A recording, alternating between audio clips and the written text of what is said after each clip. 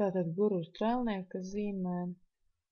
Atceramies, ka strēlnieka zīme ir guru īpašumā, un attiecīgi viņš šeit ļoti labi jūtās, un pats par sevi saprotams, vai ne?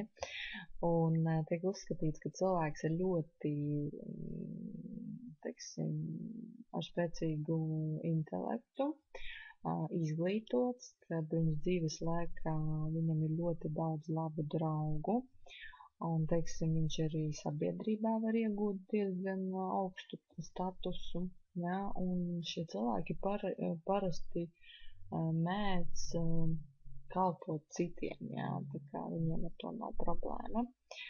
Un tiek uzskatīts, ka ir ļoti zinoši tieši filozofiskajos jautājumos, reliģiozajos jautājumos, jā, tātad,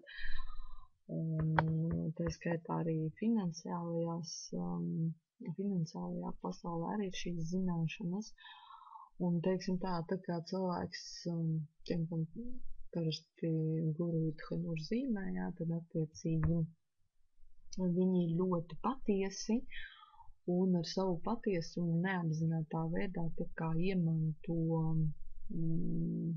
tādu uzticēšanos, jā, tā kā.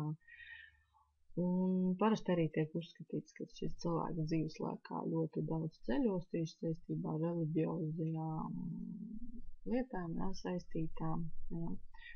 Un ir svētīti attiecībā gan saistībā ar bērniem, gan ar veiksmi, gan arī finansiālajā jomā.